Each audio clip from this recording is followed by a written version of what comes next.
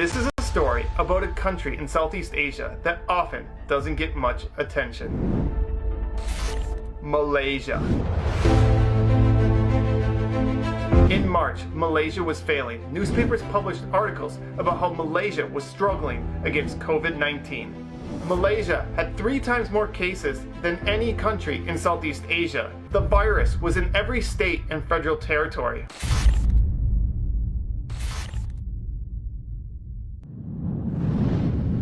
What makes the story even more sad is how the infection spread, not from Malaysians partying or being badly behaved.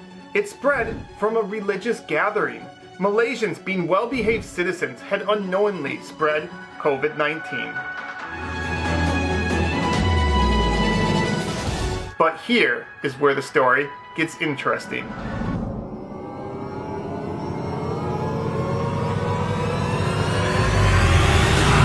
Malaysia's government quickly made adjustments.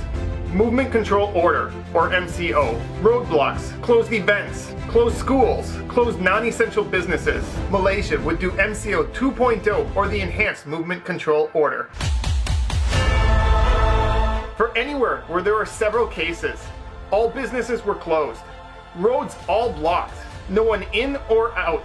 No one could leave their homes. But don't worry, food and medical care were provided. And Malaysia's case numbers? They started to drop.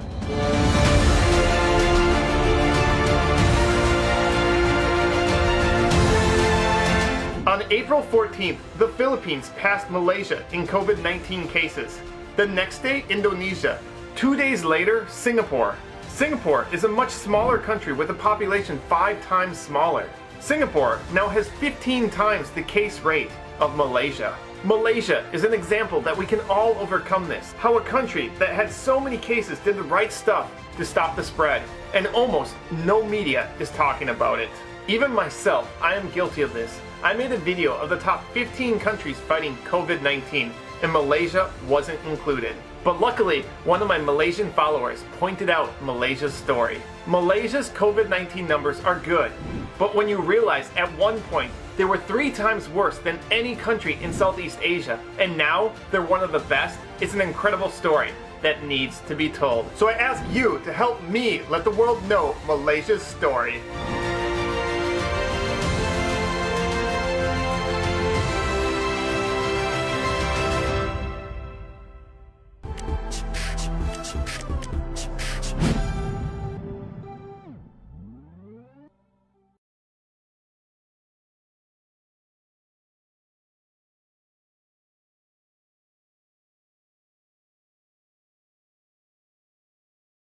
Okey.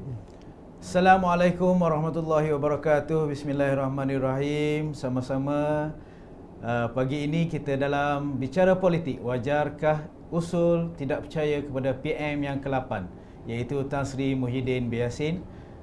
Dan seperti mana yang semua maklum, media hari ini cukup-cukup memainkan isu ini, memandangkan sidang Dewan Rakyat yang insya-Allah akan bermula sejak 18 Mei, betul Ji? Ya. Dan alhamdulillah bersama-sama dengan saya hari ini seorang yang sudah tidak asing kepada rakyat Terengganu, iaitu Yang Berhormat Tuan Haji Ahmad Amzad bin Hashim, Timbalan Menteri Sains, Teknologi dan Inovasi, MOSTI, yang dulu kita start kenal dia ni dengan Gerakan Anak Terengganu, Insaf Ganti.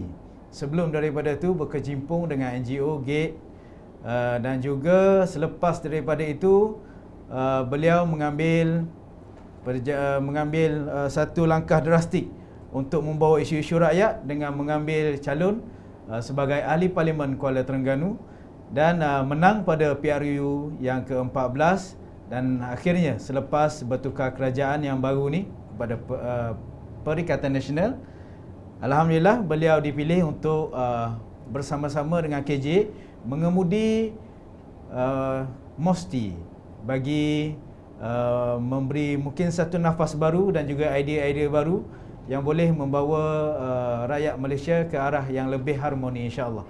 Jadi panel yang kedua, Saudara Abdul Rahim Hilmi Zakaria. Ramai yang orang like Facebook dia.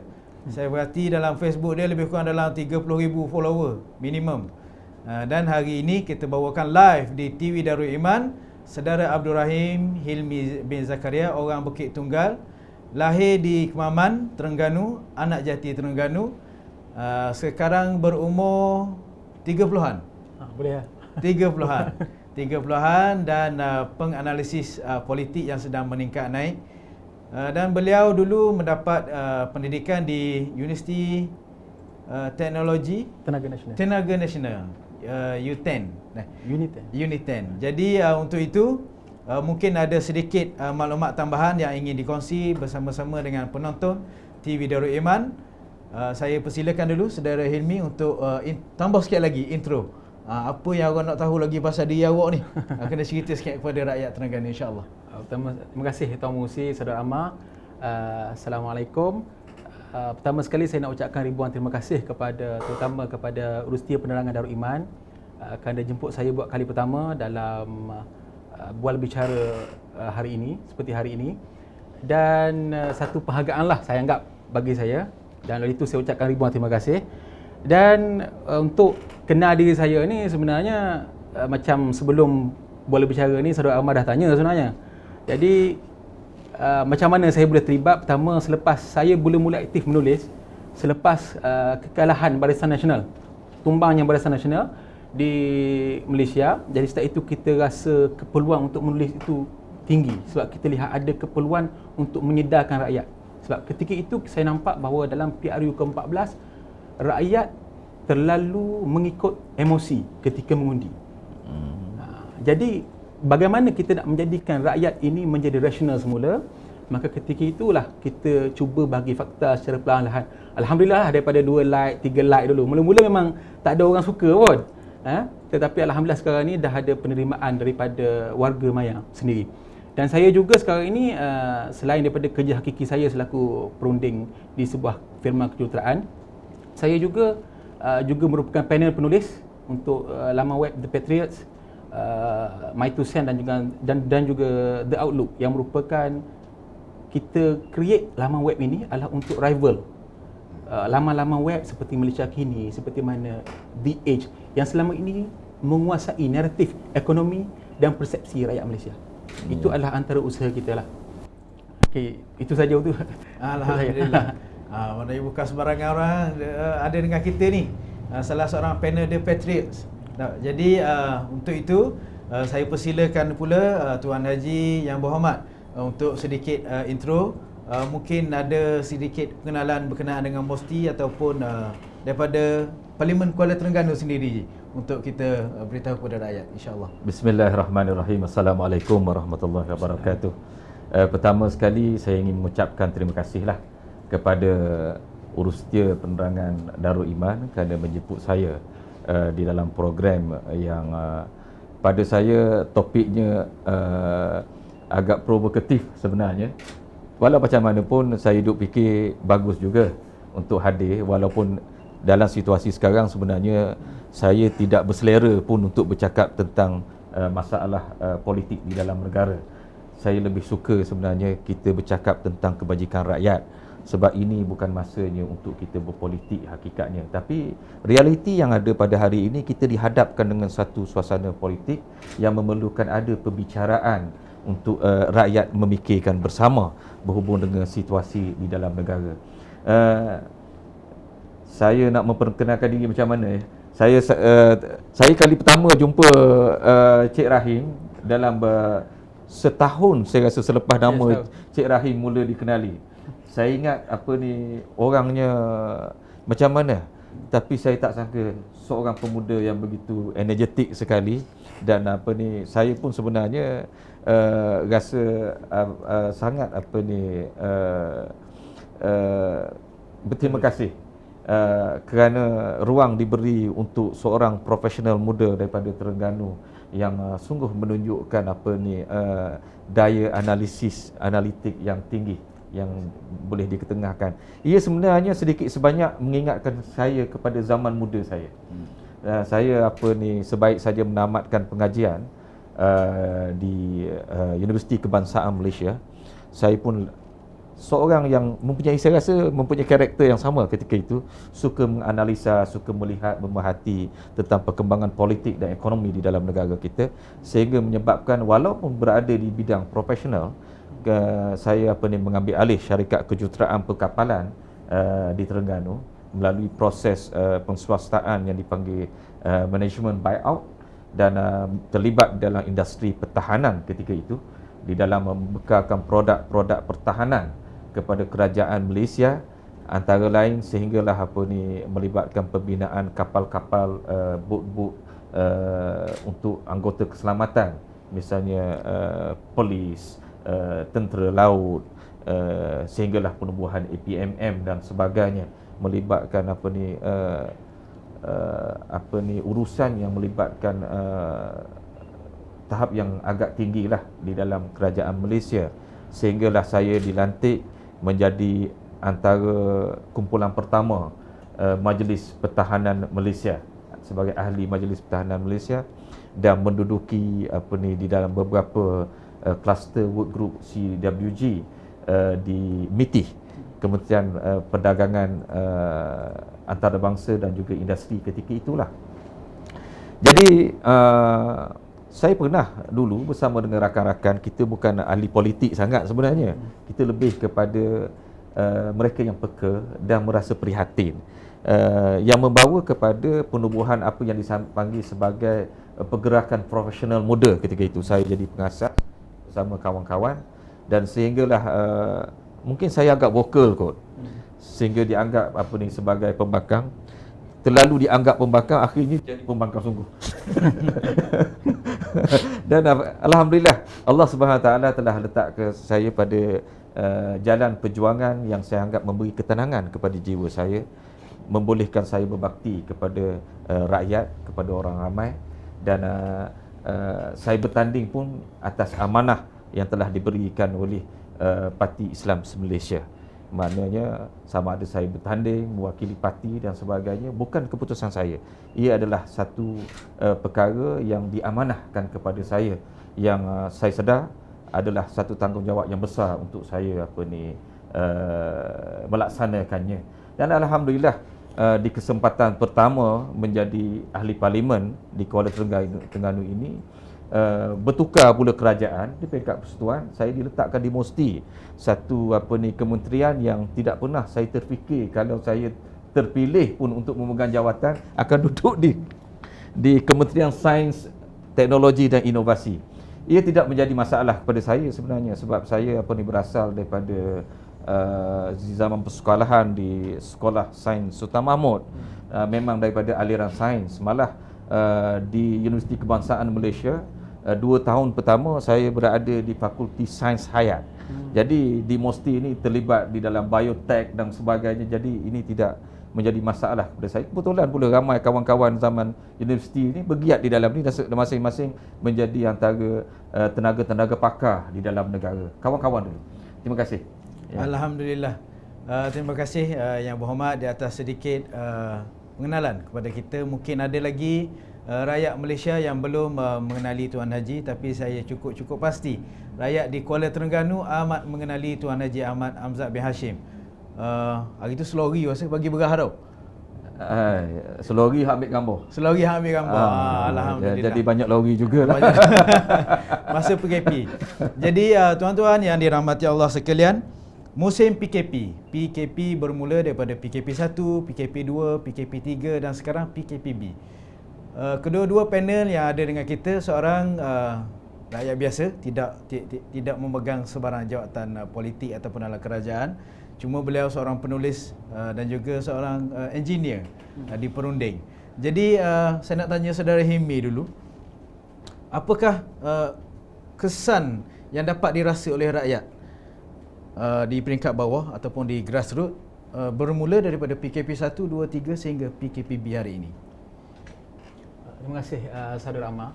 Jadi sebab saya pun sebahagian daripada rakyat yang terkesan. Kita ini kategori B40 lah sebenarnya.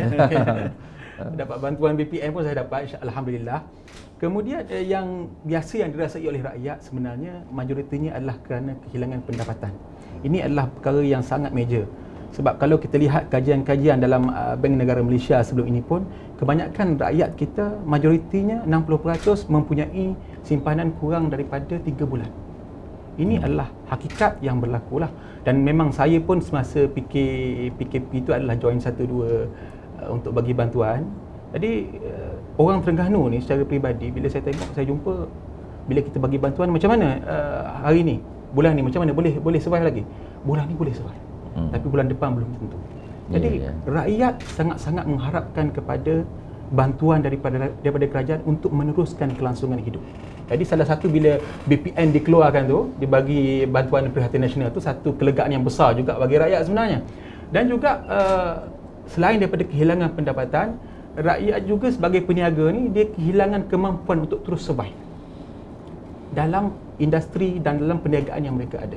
Macam mana nak bayar gaji, macam mana nak bayar sewa rumah, sewa kedai, macam mana nak bayar bil elektrik dan sebagainya. Ini adalah perkara-perkara walaupun PKP ni tidak berjalan, apabila PKP berjalan, perniagaan terpaksa tutup, sewa ini masih lagi perlu dibayar, gaji pekerja masih lagi perlu diselesaikan.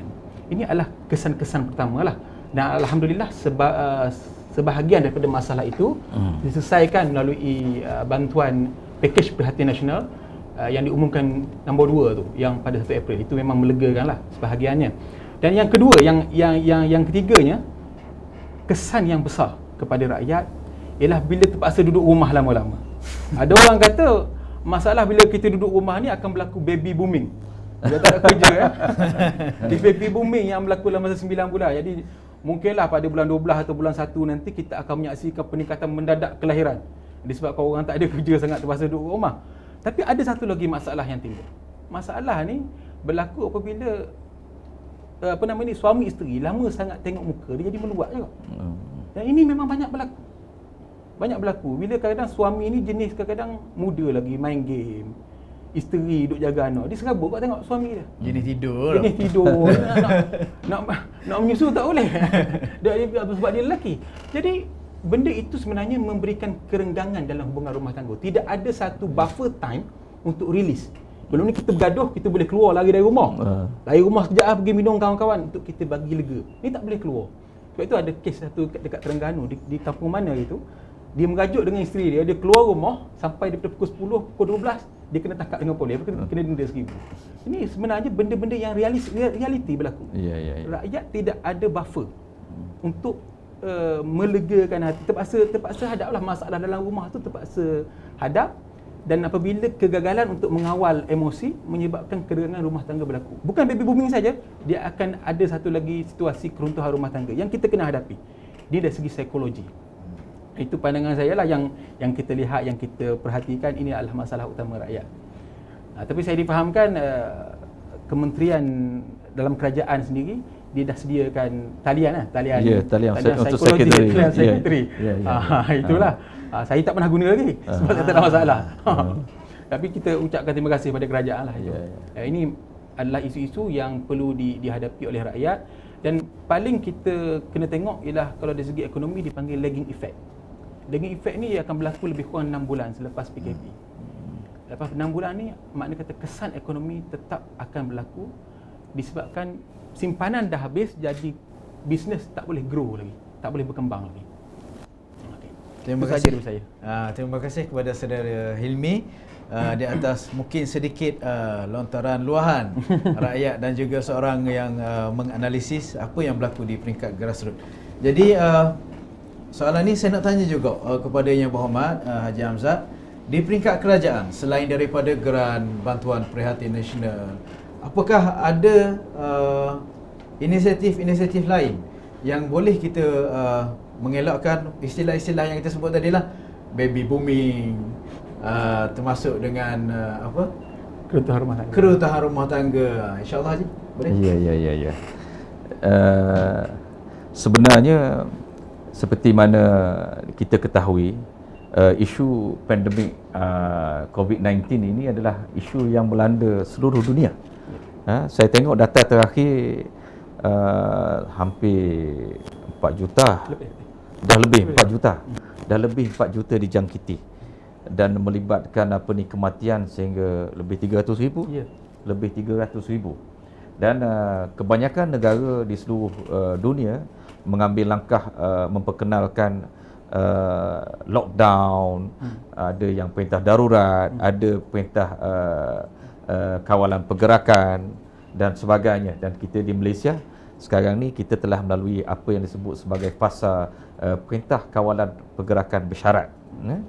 Jadi di dalam tempoh semua langkah-langkah kawalan pergerakan ini, semua rakyat terpaksa berada di rumah seperti mana disebut tadi. Dan kita faham sebahagian besar daripada rakyat kita bukanlah orang yang berpendapatan tinggi, B40, yang berkeluarga kecil, berkeluarga besar, dan sebahagian besar bukan mempunyai rumah yang besar pun. Sebahagian kalau di Kuala Lumpur, bandar ibu kota terutamanya, menduduki rumah pangsapuri, flat yang kecil, yang di dalam keadaan biasa pun mereka sentiasa rimas duduk dalam rumah, terpaksa keluar malam dan sebagainya, menjadi satu budaya hidup. Tiba-tiba semua diletak di dalam rumah, duduk dalam rumah, tengok anak, krem dan sebagainya. Memang berlaku tekanan emosi dan psikologi yang cukup tinggi. Dan malah ada laporan daripada WHO, Pertubuhan Bangsa Bersatu, World Health Organization, bahawa disebabkan oleh PKP ini menyumbang kepada antara lain peningkatan di dalam apa yang disebut keganasan rumah tangga. Kita alhamdulillah di Malaysia melalui beberapa langkah yang telah diambil di dalam tempoh PKP, antara lain termasuklah mengekang pengedaran, pengeluaran produk berkait dengan alkohol misalnya. Walaupun berlaku pertambahan di dalam keganasan rumah tangga, tetapi ia berada di dalam keadaan yang terkawal. Dan di pihak baru ni saya ada pergi ke Hospital Kuala Terengganu meninjau beberapa perkara berhubung dengan masalah ini, dan dah ada SOP tersendiri bagi membantu rakyat menangani isu tekanan emosi ini. Dan saya dan sahabat-sahabat kita di dalam kerajaan di semua kementerian telah diarahkan daripada semasa ke semasa oleh Perdana Menteri sendiri, Yang Amat Berhormat Tan Sri Muhyiddin Yassin, supaya semua kementerian memainkan peranan, melakukan apa saja bagi membolehkan rakyat menghadapi situasi ini dengan sebaik mungkin. Dan kalau kita dapat perhatikan yang dibentangkan sebelum ni, saya ingat yang dibentang melalui apa yang disebut sebagai pakej rangsangan ekonomi prihatin rakyat sebenarnya. Ini adalah pakej ekonomi yang dirangka yang mengambil kira kepentingan semua. Malah saya terbaca di dalam satu analisa yang telah dikeluarkan oleh Jabatan Perangkaan Malaysia yang terbaru, antara lain menyatakan sebanyak 96.8% rakyat telah pun menerima manfaat daripada pakej bantuan ekonomi prihatin rakyat ini. Alhamdulillah. Jadi itu antara apa yang saya boleh sebutlah berhubung dengan pelbagai. Dan saya ingin menambah sikit betapa kerajaan Perikatan Nasional yang ada sekarang ini, saya rasa semua rakyat pun perasan bahawa kita sangat responsif. Kita sangat bertindak balas terhadap apa sahaja saranan, kemahuan rakyat. Kita sentiasa terbuka. Jadi sehingga di Kuala Terengganu misalnya ada beberapa insiden yang mana saya sentiasa sebagai wakil rakyat, kita disampaikan pandangan-pandangan persatuan peniaga, termasuk golongan ibu tunggal yang membuat pinjaman tekun dan sebagainya, yang memberikan saranan-saranan spesifik yang minta disampaikan kepada kerajaan persekutuan. Jadi tanggungjawab saya menyampaikan. Kadang-kadang saya sendiri tidak sangka bahawa begitu responsifnya kerajaan. Di dalam tempoh beberapa hari, rasanya baru saja kita sampaikan, tak lama kemudian tiba-tiba Yang Amat Berhormat Perdana Menteri sendiri muncul di televisyen mengumumkan exactly seperti mana yang diminta oleh rakyat. Jadi ini menunjukkan bahawa kerajaan yang ada pada hari ini betul-betul kerajaan yang mengambil cakna tentang keperluan rakyat. Ya. Alhamdulillah. Terima kasih Yang Berhormat di atas sedikit penerangan berkenaan dengan pakej-pakej rancangan ekonomi yang ada diberikan kepada rakyat. Maka jam sekarang menunjukkan hampir 11.30 pagi. Sebelum daripada kita masuk kepada isu utama bicara politik kita pada pagi ini, iaitu wajarkah usul undi tidak percaya kepada PM yang ke-8, maka kita bagi gap sekejap kepada kedua-dua ahli panel untuk ambil nafas. Tak minum air sebab bulan puasa, insya-Allah. Jadi dalam masa 5 minit tuan-tuan akan tengok sedikit tayangan daripada TV Darul Iman. Selepas daripada itu kita akan kembali dan dengan tajuk wajarkah usul undi tidak percaya terhadap PM yang ke-8, insya-Allah.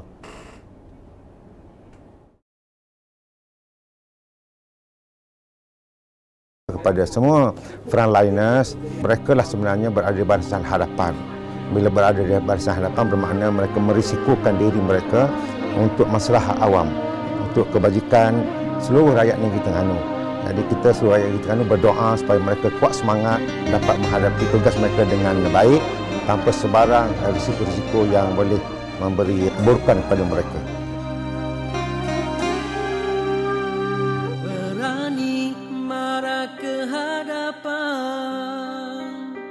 Terpuji khidmat bakti kalian, keringat saksi ketulusan, bersemangat terus bertahan. Kalian barisan hadapan, nyawa rela dipertaruhkan demi cita kesejahteraan, demi cinta kalian berkorban. Berpisah dengan yang tercinta, menderu hujan air mata, yakin janji Tuhan pasti bukan dusta, ganjarannya pasti ada. Kalian barisan hadapan, nyawa rela dipertaruhkan demi cita kesejahteraan, demi cinta kalian berkorban. Kalian wira sejati, berkorban demi pertiwi, tak mungkin terbalas bakti, hanya Tuhan Maha Pemberi. Berpisah dengan yang tercinta, menderu hujan air mata, yakin janji Tuhan pasti bukan dusta, ganjarannya pasti ada. Bertahan dan terus bertahan, berkorban dan terus berkorban. Doa kami untuk kalian, putus asa bukan pilihan.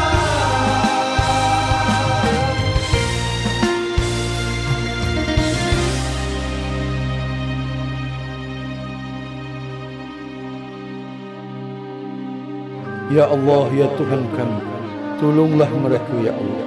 Kurniakanlah kejayaan dan apa jua usaha. Hanya padamu ya Allah kami berserah untuk memelihara mereka dari segi keselamatan dan kesejahteraan mereka.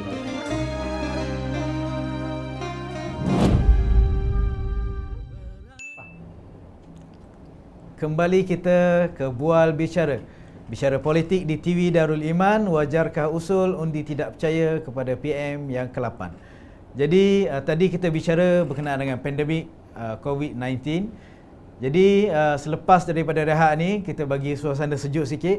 Kita nak hangatkan kembali suasana ni.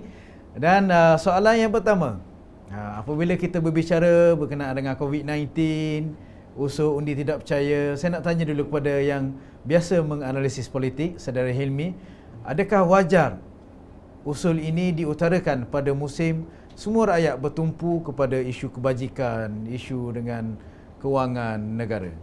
Dipersilakan. Terima kasih Saudara Amar.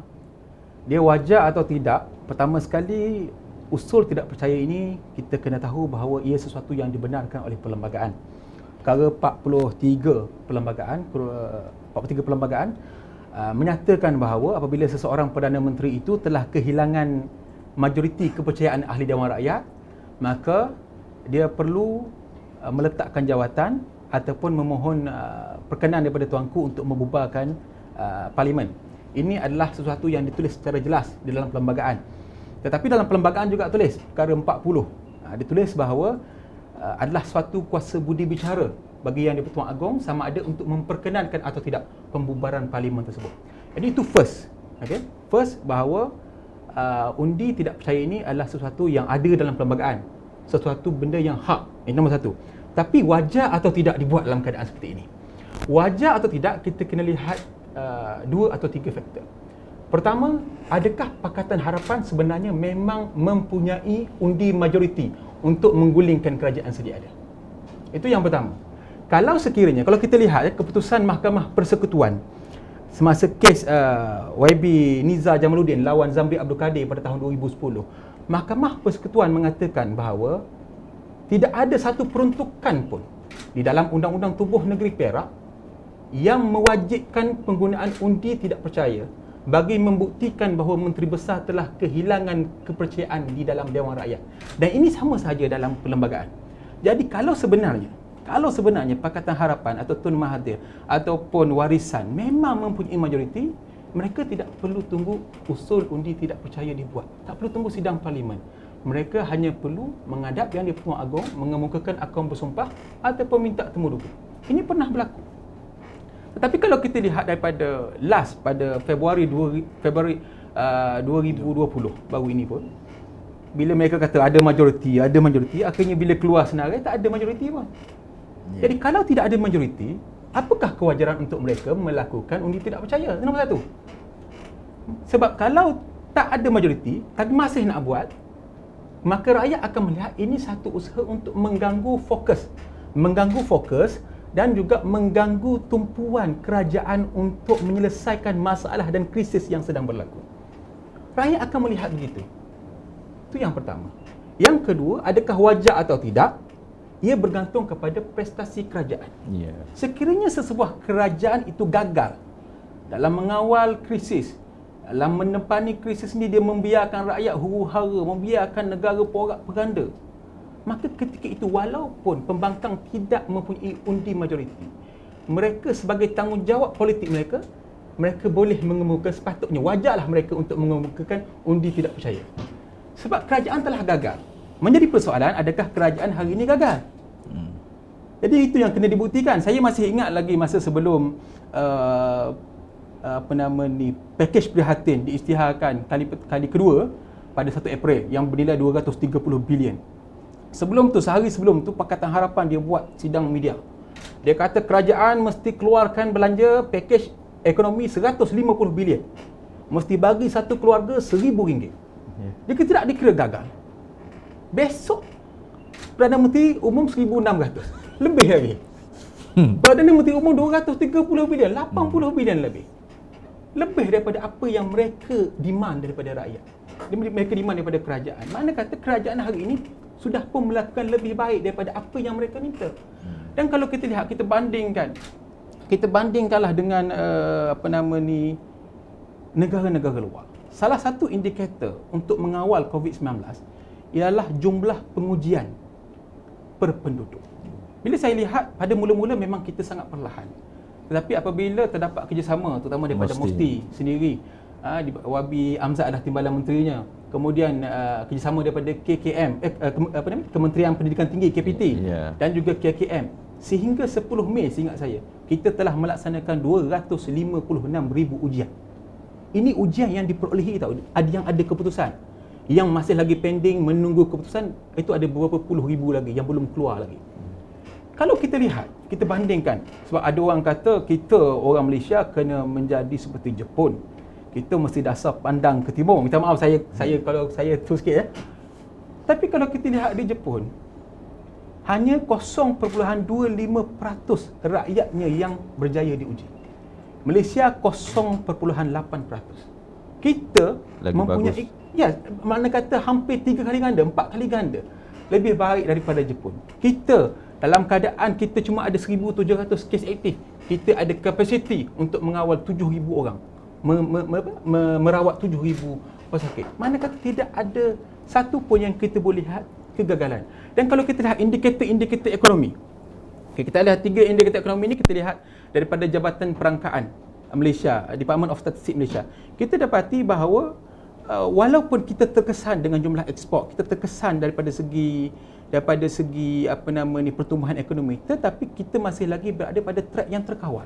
Tidak seperti mana negara-negara maju yang lain. Saya tak nak compare dengan Indonesia. Saya tak nak compare dengan negara-negara UK. Negara-negara yang miskin. Tidak. Saya compare dengan negara US. Saya compare dengan Jepun. Saya compare dengan Korea Selatan. Even Korea Selatan pun, pengucupan ekspor dia lebih kurang 28% pada bulan lepas saja. Padahal Korea ni dianggap sebagai negara Asia yang paling berjaya dalam mengawal COVID-19. Dan kita masih lagi berada pada kedudukan yang sangat baik. Itu adalah indikator utama. Jadi indikator yang kita kena lihat sekarang ini. Satu, adakah Pakatan Harapan mempunyai majoriti undi cukup? Tak ada. Adakah kerajaan hari ini gagal? Tak ada. Memanglah ada kelemahan. Kita akui ada kelemahan. Mana ada kerajaan yang sempurna. Tapi macam YB Amzad sebut tadi, bukan saya nak puji YB Amzad ataupun kerajaan hari ini, tapi sangat responsif. Apabila berlakunya isu moratorium tu saya kena teruk sikit lah gitu, sebab saya meluahkan perasaan rakyat. Kuda Tengku Zafrul ya. Moratorium tu kita sebut mana kata bank-bank kata mereka tidak ada kita terpaksa yang buat hire purchase, yang angsuran kenderaan ni terpaksa bayar lebih. Tak sampai seminggu, dalam masa seminggu tu juga Tengku Zafrul, kerajaan minta maaf, kerajaan ambil cadangan, ambil peranan untuk runding semula dengan bank, dan akhirnya keluar keputusan kita tak perlu bayar sebuah imbas 1 sen pun lebih daripada apa yang sepatutnya kita bayar dalam kontrak asal. Saya nak tanya, kerajaan mana di dalam dunia ini, bukan nak puji sangat kerajaan kerajaan mana dalam dunia ini yang boleh buat seperti mana itu? Tak ada. Setakat ni tak ada. Macam kalau kita tengok US pun, dia terpaksa bayar interest lebih sebenarnya. Walaupun tapi dia punya package rancangan ekonomi dia tak salah saya dalam $2 trilion. Sebab negara dia yang cukup besar lah kan. Negara dia yang cukup besar lah. 500 bilion angsuran pinjaman lah sebenarnya daripada itu. Jadi kalau kita lihat, tak ada sebab pun.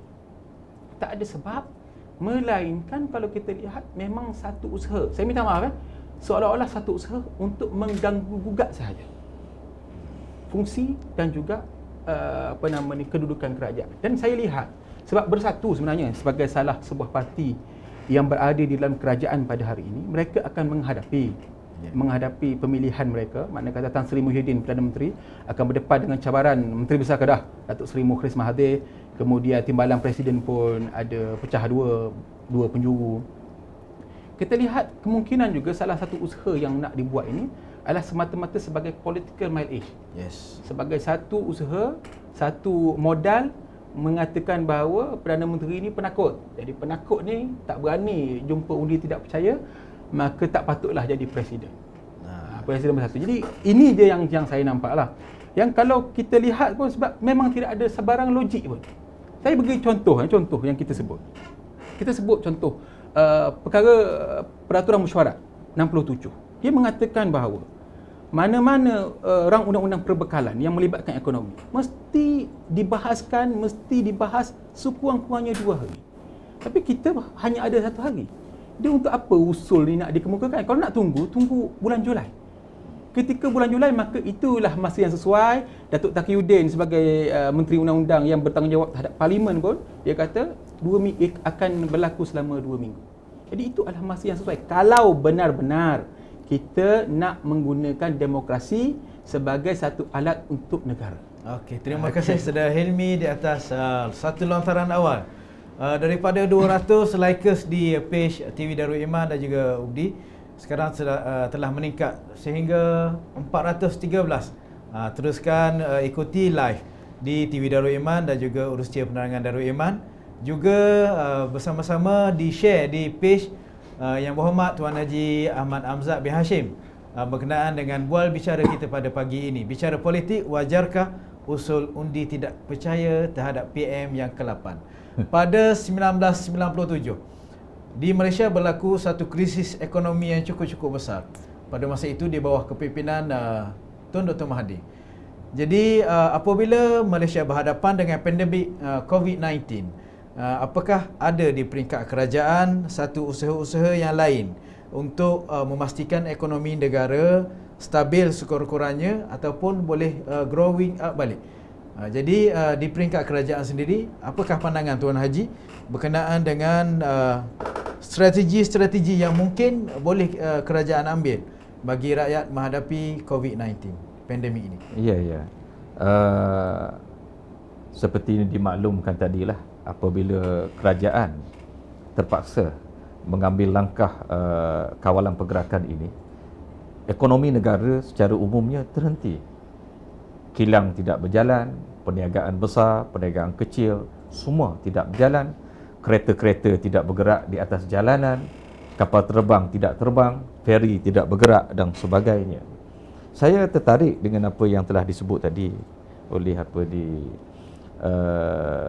saudara kita, saudara Rahim tadi, berhubung dengan bagaimana kerajaan menangani situasi ini, yang mana kerajaan yang ada pada hari ini, kalau nak dikatakan tidak mendapat mandat rakyat, semua wakil rakyat ni adalah mereka yang memperoleh mandat rakyat. Saya jadi wakil rakyat ni, saya dipilih oleh rakyat. Yang menang pada PRU. Yang menang pada PRU yang lalu. Kita bentuk kerajaan pun kerajaan yang terdiri daripada wakil-wakil rakyat yang dipilih oleh rakyat. Apa yang rakyat mahu pada masa pilihan raya yang lalu? Rakyat mahu harga minyak, kan pada waktu tu dijanjikan harga minyak RM1.50. Gagal dilaksanakan oleh Pakatan Harapan. Tapi pada hari ini di bawah Perikatan Nasional, rakyat pergilah stesen minyak mana-mana pun RM1.25. Kan? Dan begitu jugalah rakyat mahu supaya di dalam tempoh dengan pertukaran kerajaan di masa yang lalu, harapan rakyat ketika itu nak melihat ekonomi menjadi lebih baik, kurang buat pinjaman dan sebagainya. Tetapi di bawah kerajaan Pakatan Harapan, kita lihat makin kencang dari segi membuat pinjaman.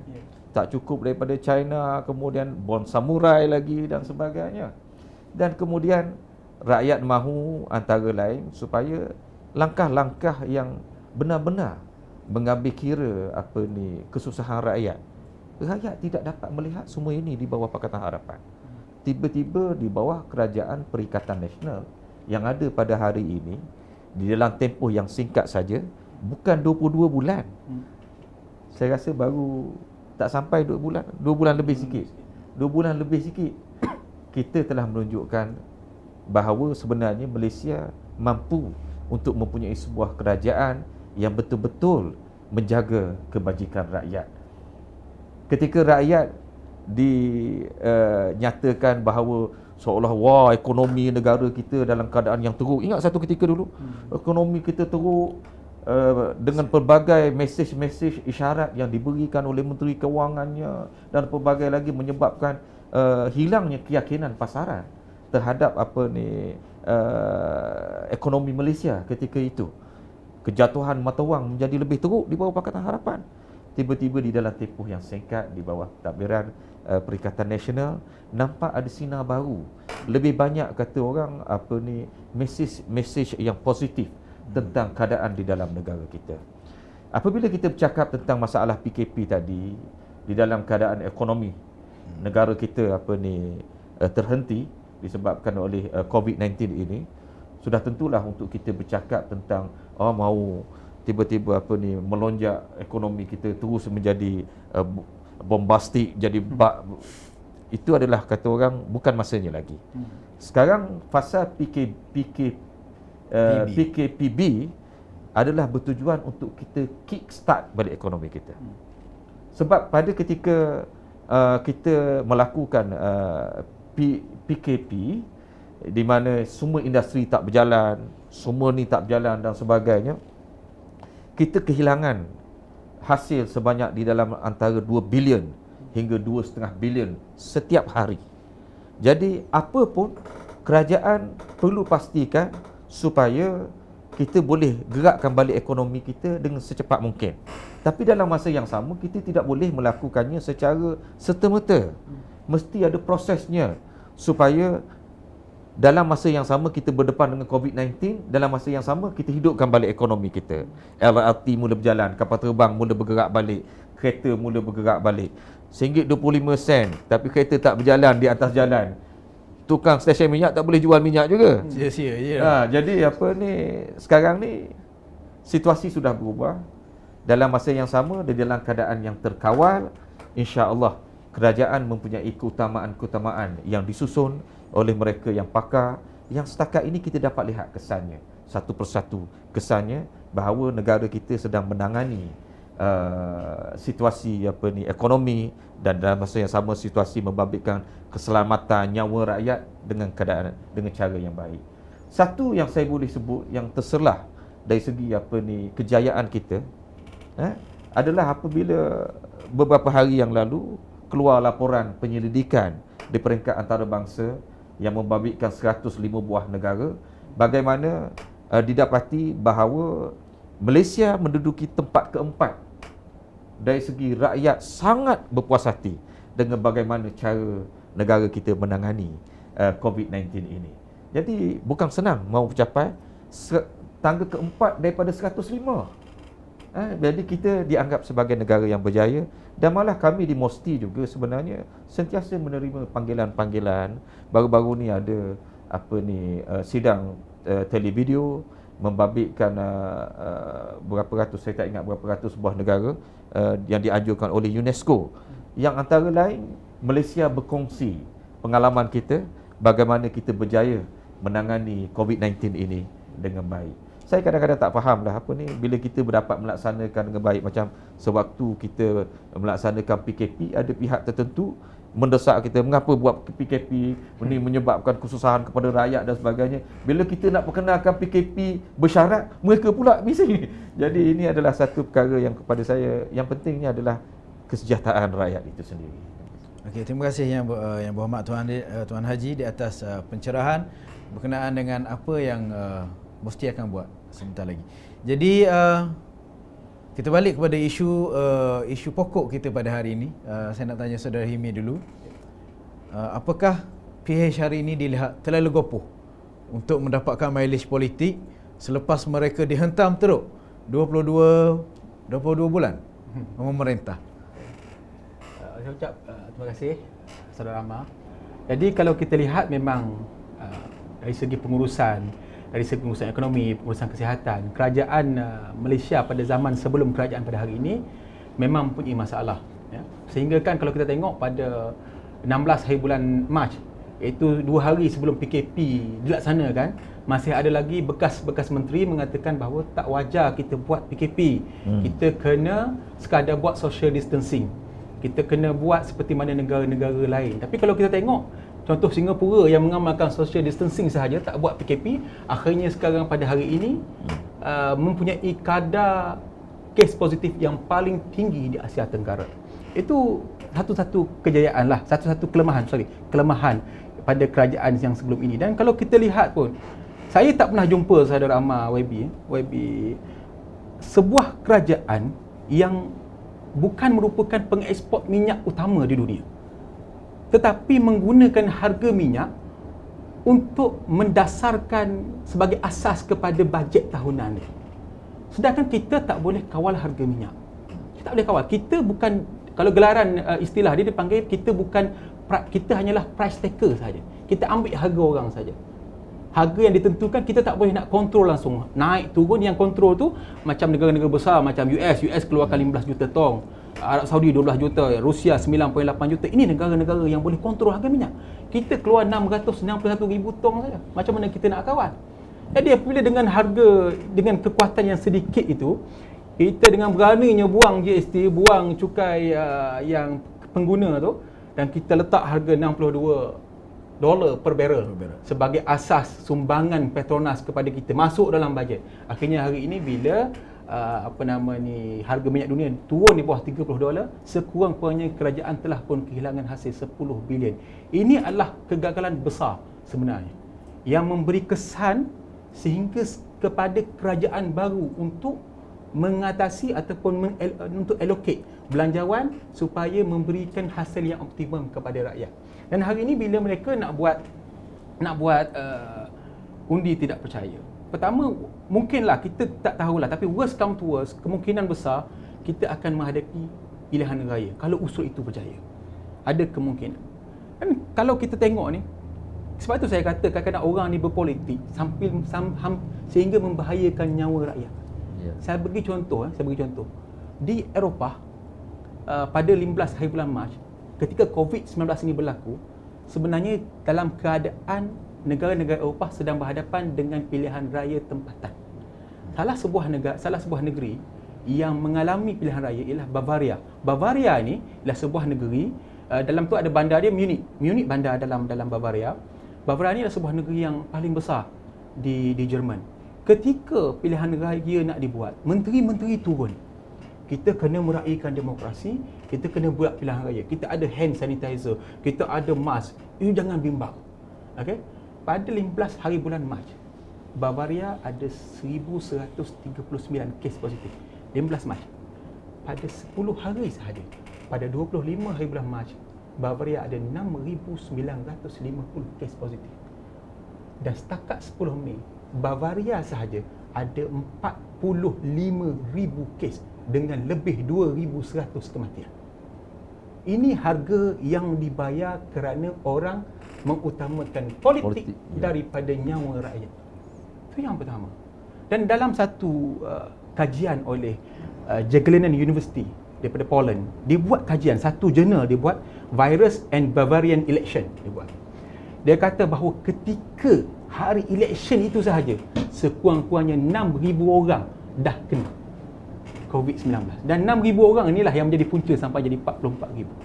Sehingga kan sistem kesihatan Jerman yang dianggap paling cemerlang di Eropah, paling power di Eropah, akhirnya hampir kolaps. Dan kerajaan hari ini, nasib baiklah kerajaan Jerman, Angela Merkel dulu dia bawa masuk ramai pelarian Syria. Dia guna pelarian Syria yang doktor-doktor ni untuk serap dalam perkhidmatan kesihatan mereka. Jadi ini adalah salah satu benda bahaya yang dibawa. Nak tutup kelemahan sendiri, nak berpolitik, tapi akhirnya akan menyebabkan kebahayaan kepada rakyat. Itu sahaja. Terima kasih kepada saudara Hilmi di atas perkongsian negara Bavaria kepada kita di Terengganu dan Malaysia khususnya. Jadi kembali kepada yang berhormat Tuan Haji, apabila situasi sekarang melihat kepada PH yang cuba untuk menggunakan mileage ini dengan sidang Dewan Rakyat yang tidak berapa hari lagi akan diteruskan, apakah ada di peringkat kerajaan untuk kita elakkan perkara ini berlaku? Oleh kerana kita saya kira honestly termasuk semua rakyat di Malaysia mengira perkara ini adalah tidak wajar untuk diteruskan pada masa COVID-19. Jadi apakah ada usaha-usaha daripada kerajaan mungkin untuk mengelakkan perkara ini berlaku, insya-Allah? Sidang parlimen adalah sidang parlimen, dan pengerusi kepada sidang parlimen ini adalah speaker, adalah yang dipertua Dewan Rakyat. Jadi agenda notis bagi parlimen ini telah pun dikeluarkan Dan kalau mengikut notis yang dikeluarkan, kita bersidang 1 hari. Situasi COVID-19 ini sebenarnya telah memberi kesan kepada bukan saja sidang parlimen di Malaysia, tetapi di seluruh dunia. Perkara yang sama berlaku, disingkatkan seboleh mungkin. Kerana sidang parlimen bukan melibatkan seorang ataupun 2 orang ataupun 20 orang. Kita ada 220 orang ahli parlimen yang datang daripada seluruh negara. Ada yang datang daripada zon merah, ada yang datang daripada seluruh negara. Dan mereka tidak datang berseorangan. Pegawai-pegawai pun datang sama. Jadi semua 220 orang ahli parlimen ini akan ditempatkan di dalam satu dewan tertutup. 220 orang. Dan kemudian tambah lagi dengan pegawai-pegawai parlimen, tambah lagi dengan yang dipertua, tambah lagi dengan pembantu-pembantu. Jadi ini sebenarnya satu mass punya gathering yang agak besar sebenarnya, yang sangat berisiko, khususnya di dalam situasi COVID-19 ini. Maka kerana itulah proses di dalam membolehkan sidang parlimen ini dilaksanakan adalah sesuatu yang dibincang, yang diperdebatkan dengan cukup teliti. Tak salah saya dimaklumkan oleh Menteri Jabatan Perdana Menteri berkait dengan parlimen, yang berhormat Datuk Taqiyuddin. Dia kata begitu sekali pelbagai pandangan diambil untuk membolehkan sidang parlimen ini dapat dilaksanakan supaya kita dapat memenuhi kehendak perlembagaan negara kita. Dan kalau saya boleh beri gambaran, parlimen yang bersidang ni pun dia tak akan sama seperti parlimen yang biasa. Dari segi sitting arrangement dia, susunan.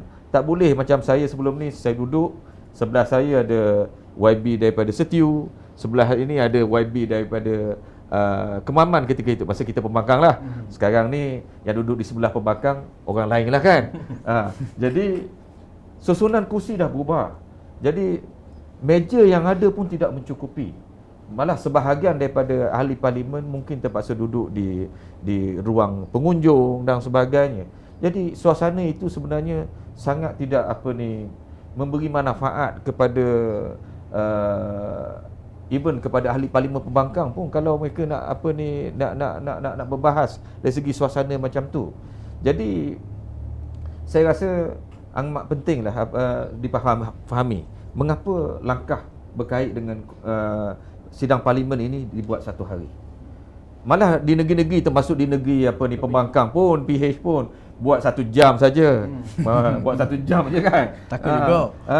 Sama saja. Jadi situasinya sebab memikirkan tentang keselamatan.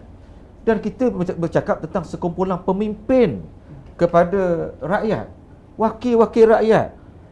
Adakah kita tidak mahu menunjukkan contoh yang baik kepada rakyat Malaysia dalam keadaan kita menyuruh rakyat supaya menjaga social distance, tidak boleh berkumpul beramai-ramai, tiba-tiba kita wakil rakyat kita tunjuk kita boleh? Tak boleh. Ini cakap tak serupa bikin. Maka kerana itu kita kena tunjuk kita lebih-lebih lagi menjaga. Kita pun tak mahu nanti ada kluster parlimen pula berkait dengan COVID-19 ni kan. Dan saya tertarik satu lagi berkait dengan parlimen. Parlimen adalah tempat yang mulia, tempat untuk kita membincangkan tentang kepentingan rakyat. Kalau ada usul yang sangat penting pun mestilah demi kepentingan rakyat, bukannya demi kepentingan yang lain. Soalan yang timbul di sini, usul undi tidak percaya ini untuk kepentingan rayyatkah atau untuk kepentingan yang lain? Itu soalan yang besar yang perlu dijawab. Jadi tadi disebut, sekarang ni kita ada kerajaan yang lebih prihatin. Situasi yang ada pada hari ini lebih baik. Sentimen rakyat di akar umbi jelas bahawa rakyat sangat gembira dengan keadaan yang ada sekarang. Tiba-tiba mahu dibuat satu usul yang sekiranya ditangani dengan cara yang salah boleh mengundang risiko ketidakstabilan politik yang akan menyebabkan berlaku diversion dari segi penumpuan kepada usaha menangani masalah COVID-19 yang sangat bahaya ini. Siapa nak bertanggungjawab kalau tiba-tiba keadaan berlaku di luar kawalan? Yang kedua, sekiranya betul lah mahu berlaku which is pada saya quite unlikely. Sebab dari segi majoriti, saya nak maklumlah dari segi majoriti yang kita miliki berbanding pada ketika kita mengangkat Supah hari itu, kita dah jadi kerajaan. Ramai yang sudah mula yakin dengan keadaan kestabilan yang diwujudkan di dalam Perikatan Nasional. Insya-Allah kita mempunyai bilangan yang tak perlu pun usul undi tidak percaya. Ada banyak lagi undian yang perlu dibuat semasa sidang parlimen itu, bajet lah dan sebagainya. Ikut situ pun mereka boleh mengundi pun, akan dipanggil mengundi. Jadi tak perlu pun. Jadi ini boleh ditunjuk nanti dari segi angkanya. Jadi worst case scenario, katakan dapatlah Tun Mahathir, katanya Yang Berhormat Langkawi mahu jadi Perdana Menteri. Adakah ini akan mewujudkan kestabilan? Apa jaminan misalnya pertelagahan politik yang pernah berlaku sebelum ini, dia tidak ditekan lagi untuk menyerahkan kuasa pula kepada Port Dickson dan sebagainya. Jadi suasana tidak meyakinkan. Suasana menunjukkan bahawa ini bukan untuk kepentingan negara. Suasana yang ada menunjukkan usul ini bukan untuk kepentingan rakyat. Ini usul untuk memuaskan kehendak pihak-pihak tertentu yang gagal memahami kepentingan keadaan negara yang ada pada hari ini. Sungguh tidak bertanggungjawab pada saya usul ini. Ya, terima kasih Yang Berhormat Tuan Haji. Nampaknya semakin bersemangat bila bercakap dengan isu rakyat. Beliau dulu memang selalu dipentas ceramah, dipentas untuk memperjuangkan hak-hak rakyat di Terengganu. Namun apabila jadi ahli parlimen ni, nampak sedikit ada kendur sikit, ada cool down sikit. Memandangkan mungkin banyak kerja sangat di kementerian je tau. Tapi bila kita berbicara, adakah wajar usul undi tidak percaya demi kepentingan rakyat? Jadi nampak semangat lain macam tu. Nampak naik dah. Jadi kita nak cool down balik. Pukul jam menunjukkan pukul 12. Saya nak kembali kepada Saudara Hilmi. Tadi kita pergi ke Bavaria, kita dah kembali kepada Dewan Parlimen. Sekarang kita nak balik sikit lagi ke negeri Kedah Darul Aman. Suasana di Kedah Darul Aman. Apabila Tuan Haji sebut berkenaan dengan kepentingan rakyat, apakah ada pandangan daripada Saudara Hilmi di sana berlaku juga isu bertukar kerajaan demi kepentingan rakyat? Terima kasih Saudara Amar. Jadi isu di Kedah ni sebenarnya salah satu poin yang dibuat oleh beberapa orang ahli parlimen Pakatan Harapan. Katanya, dia kata konon-konon Perikatan Nasional kata jangan berpolitik. Tapi rupa-rupanya PAS dan UMNO di Kedah juga berpolitik nak menggulingkan kerajaan Pakatan Harapan di Kedah. Dia sebenarnya beza. Di Kedah memang sangat berbeza. Di Kedah kita tidak ada melakukan usul tidak percaya di dalam tu, tak ada. Kita tak paksa pun. Dan kita tidak pun cuba nak cocok siapa-siapa. Yang ni kita difahamkan. Dan kenyataan Datuk Seri Ahmad Syamsuri Mokhtar sebagai Naib Presiden PAS yang turut sama di Kedah beberapa hari yang lalu, dia kata bahawa PH masih lagi mempunyai majoriti, tetapi sekiranya berlaku apa-apa di dalam kerajaan negeri Kedah, macam yang berlaku PKR kena seorang tu adun tu kena tindakan disiplin yang menggoyahkan kerajaan Kedah, yang boleh menumbangkan kerajaan Kedah, maka sebagai tanggungjawab, maka PAS dan UMNO mesti bersedia menyambut tanggungjawab itu daripada tuanku. Itu sahaja. Dia tak kata saya nak usul undi tak percaya, saya nak tebang pokok, tak ada. Dia perumpamaan macam ni lah. Di Malaysia, ada orang pokok dah berbuah, nak tebang pokok. Pokok ni dah buah cantik, nak tebang pokok, nak terbalikkan pokok, nak tanam pokok sendiri. Tapi di Kedah, kita walaupun pokok tu tak berapa cantik buah dia, buruk juga, tapi kita tak tebang. Kita tengok aja, runtuh baru kita sambut.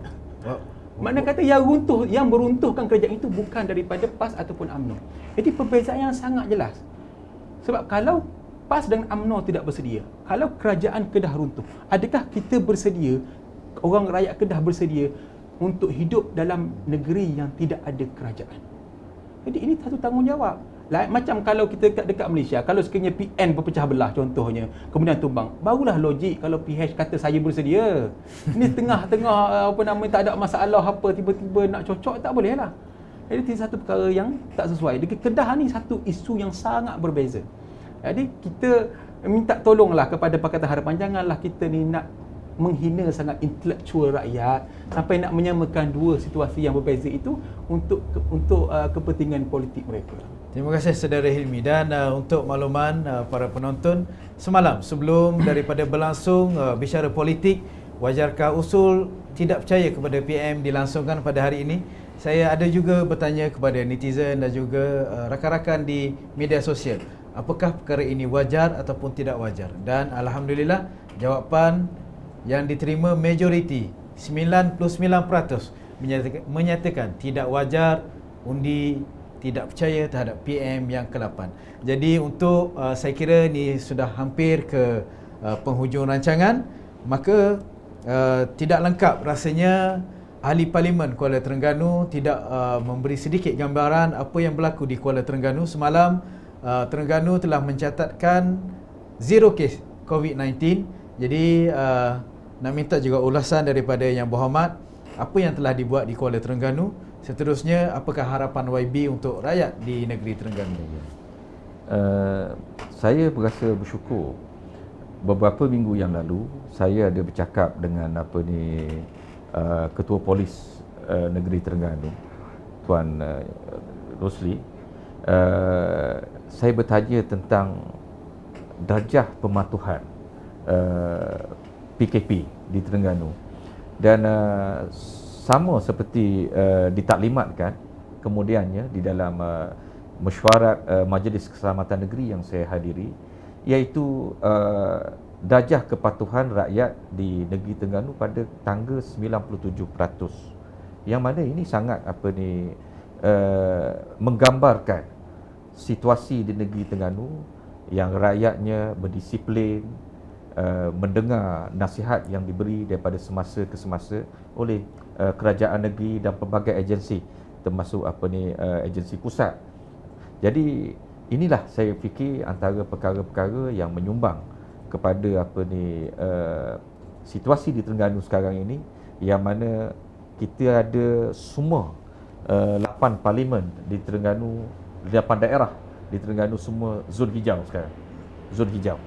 Jadi dalam masa yang sama, sebagai seorang Islam, saya rasa wajar saya mengingatkan balik kita kepada rukun negara kita, kepercayaan kepada Tuhan.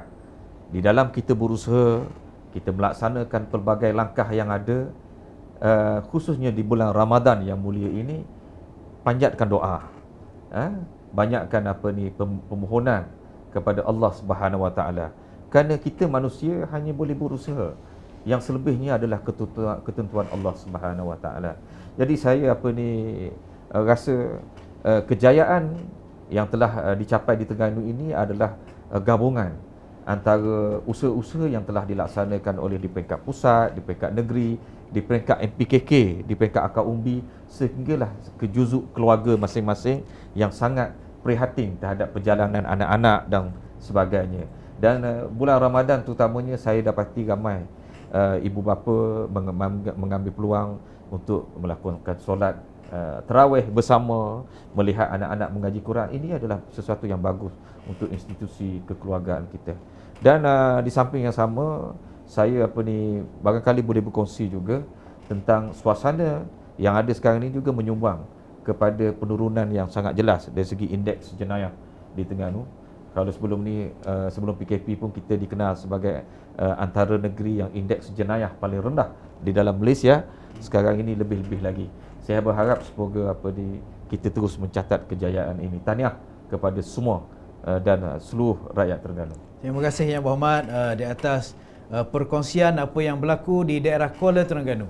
Maka saya kira jam menunjukkan pukul 12.10. Jadi sekarang saya ada 5 minit untuk setiap panel bagi membuat kesimpulan. Apakah wajar ataupun tidak wajar undi tidak percaya terhadap PM yang ke-8, dan saya mulakan dengan Saudara Hilmi dulu. Terima kasih Saudara Ahmad. Jadi jawapan yang pertama wajar atau tidak wajar itu bergantung yang kita sebut tadilah. Adakah kerajaan ini gagal? Kalau kerajaan gagal memang wajar. Kalau PH memang mempunyai majoriti, maka wajarlah untuk mereka exercise hak mereka seperti mana dalam perlembagaan. Dan kalau kita lihat dua-dua ni tak dipenuhi pun. Jadi kalau tak dipenuhi, tak payahlah nak dalam bulan puasa ni kita Nak usul yang kurangkanlah sikit berpolitik. Janganlah banyak sangat nafsu politik itu. Dan kita utamakanlah sedikit rakyat. Saya nak bagi tahu, selepas saya salah satu political scientist yang saya paling suka, nama dia Profesor Samuel P. Huntington. Dia adalah seorang profesor di Universiti Harvard. Dah meninggal pun, dah mati pada tahun 2008. Dia pernah jadi pengarah hubungan antarabangsa Universiti Harvard, berkhidmat di Harvard 50 tahun sebagai political scientist ni. Dia kata bahawa dalam buku dia yang paling saya minat tu dipanggil The Third Wave. Dia kata sesebuah negara yang mengamalkan demokrasi, yang untuk mencapai tahap demokrasi yang sempurna, mesti mengalami apa yang dipanggil sebagai two turnover test. Two turnover test makna kata mesti mengalami peralihan kuasa 2 kali.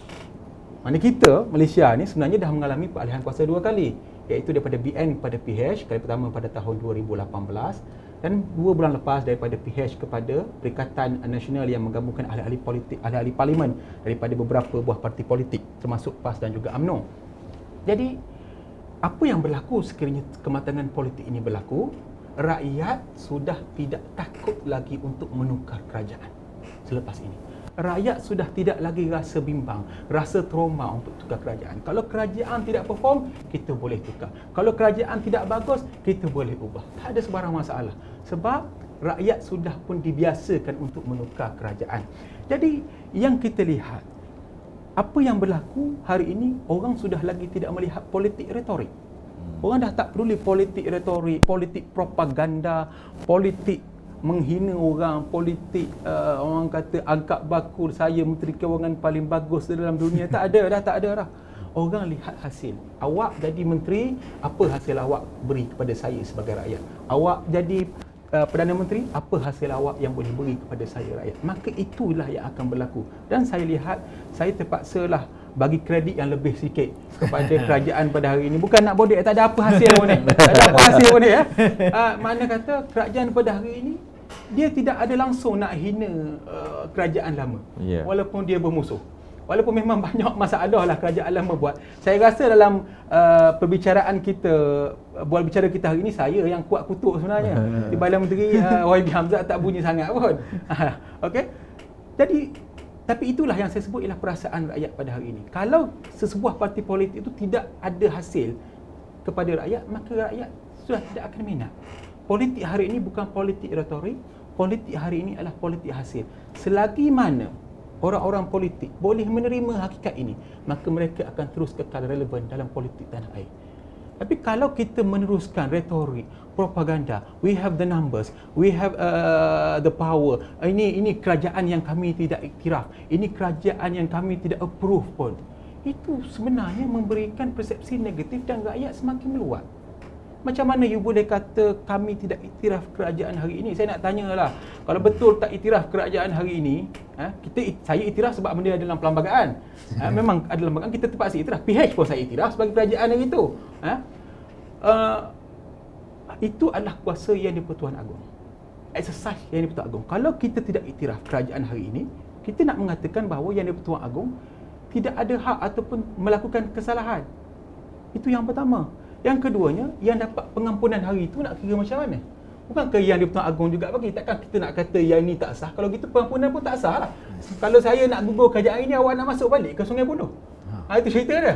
Jadi bila jangan buat selektif. Jadi perkara-perkara ini akan menyebabkan rakyat sudah tidak minat. Yang penting kalau kita nak menambat hati rakyat, kita hanya perlu bekerja. Buat silap, minta maaf, perbaiki keadaan dan selesaikan masalah. Itu sudah cukup bagi rakyat. Kalau kita lihat sekarang ni pun ada masalah-masalah timbul, moratorium ke BPN ke. Apabila kerajaan minta maaf saja dan perbaiki, mana ada rakyat dah bersuara lagi? Ya, tak ada lah. Tak ada dah. Maka itu adalah politik baru yang sedang berlaku pada hari ini. Terima kasih kepada saudara Hilmi dan perkongsian yang cukup hebatlah pada saya dan juga untuk semua penonton. Tidak berganjak 500 viewers yang mengikuti secara live perbicaraan pada hari ini. Bicara politik. Mungkin lepas daripada ini kita akan letak tajuk rasa selidik isu semasa. Jadi untuk akhirnya saya buka peluang kepada Yang Berhormat untuk sedikit kesimpulan pada hari ini, apakah wajar usul ini, dan juga mungkin pesanan last, kata-kata akhir daripada YB untuk rakyat. Selepas pilihan raya umum yang ke-14 lalu, terbentuk Kerajaan Pakatan Harapan. Dan kita mengiktiraf Kerajaan Pakatan Harapan. Dan bukan saja itu, kita pastikan supaya mereka dapat bergerak dengan baik di dalam keadaan di mana pergolakan dalaman di dalam Pakatan Harapan begitu teruk sekali. Kita cuba bantu untuk memperkukuhkan Kerajaan Pakatan Harapan di bawah kepimpinan Tun Mahathir pada waktu itu, dengan mengusulkan, sampai kita pula yang mengusulkan supaya mengusulkan kepercayaan kepada Tun Mahathir pada waktu itu untuk menjadi Perdana Menteri. Sehinggalah Tun sendiri di dalam keadaan benda yang berlaku itu, beliau sendiri yang meletak jawatan. Bukan datang daripada Perikatan Nasional, bukan datang daripada PAS, bukan datang daripada UMNO, bukan datang daripada siapa-siapa. Kerajaan yang ada, Pakatan Harapan sebelum ini terbubar dikarenakan oleh bukannya usul undi tak percaya pun di dalam parlimen, terbubar kerana tindakan yang diambil oleh Tun sendiri. Kemudian tiba-tiba barangkali mungkin kerana Tun telah hilang keyakinan dari segi kondak untuk terus meneruskan Kerajaan Pakatan Harapan, ada kegagalan tertentu. Tetapi apabila ditubuhkan kerajaan yang baru, hasil daripada budi bicara yang telah dilaksanakan dengan begitu berhemah sekali oleh Seri Paduka Baginda yang di-Pertuan Agong, sehingga membolehkan kerajaan yang baru terbentuk, dan dapat didapati bahawa kerajaan yang baru ini telah berjalan dengan jayanya, melakukan pembaikan, melakukan kebajikan.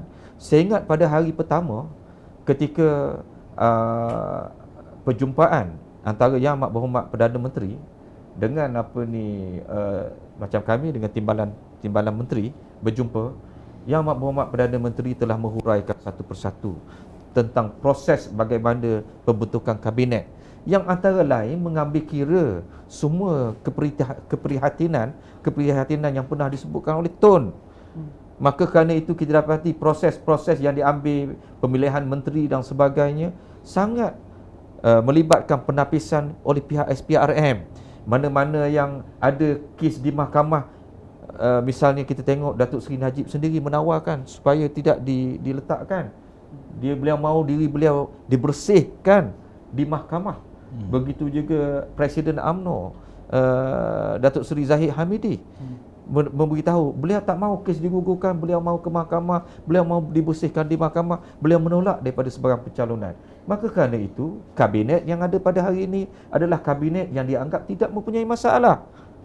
Yang dikhawatiri oleh Tun selama ini, Tun bagi alasan takut mereka yang pernah terlibat dengan kleptokrasi dipilih dan sebagainya.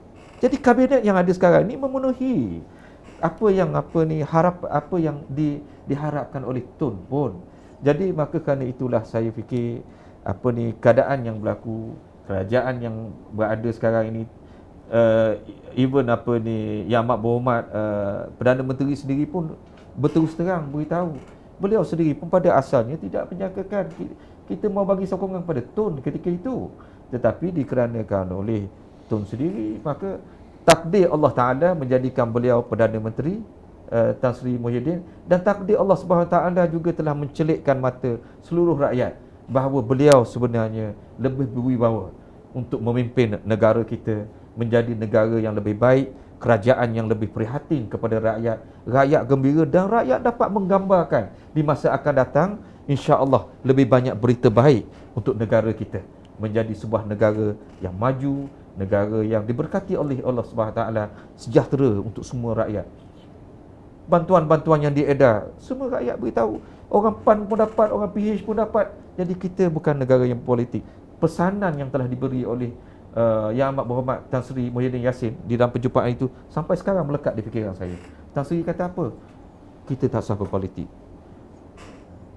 Rakyat keutamaan kita. Buang politik, turun ke bawah, sing-sing lengang. Itu yang dipesan oleh Tan Sri, yang sampai sekarang saya tak boleh lupa. Dan kerana itulah saya tengok diterjemahkan di dalam bentuk gerak kerja ahli-ahli parlimen kita. Mana ada kita bercakap politik. Kita tak bercakap politik. Kita buat kerja, kita bagi bantuan. Ada peruntukan, kita bagi bantuan. Tak cukup peruntukan, keluar duit sendiri pun ada. Jadi itulah apa ni yang saya nak sampaikan. Jadi terima kasih sekali lagi kepada UPTI. Terima kasih kepada Yang Berhormat Tuan Haji di atas kesimpulan yang telah diberikan. Dan insyaAllah kita akan bertemu lagi di lain siaran. Mungkin seperti mana yang saya sebut tadi, selidik isu, teruskan bersama dengan TV Darul Iman dan juga Urustia Penerangan Darul Iman #KitaJagaKita. Assalamualaikum warahmatullahi wabarakatuh.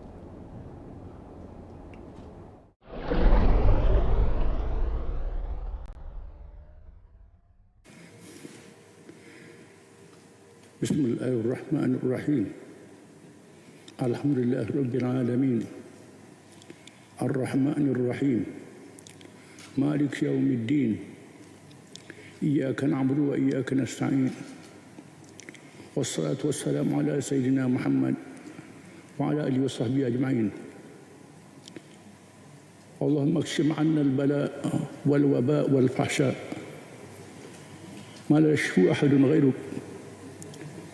Wahai Tuhan kami, hendak dan selamatkanlah kami daripada bala bencana, wabak penyakit dan segala keburukan. Apa yang tak boleh dilakukan oleh yang lain daripada wahai Tuhan kami.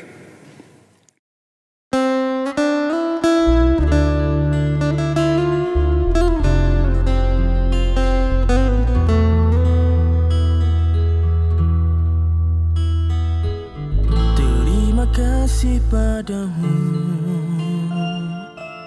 mengorbankan dirimu dan waktu, mempertaruhkan nyawamu, terus setia membantu.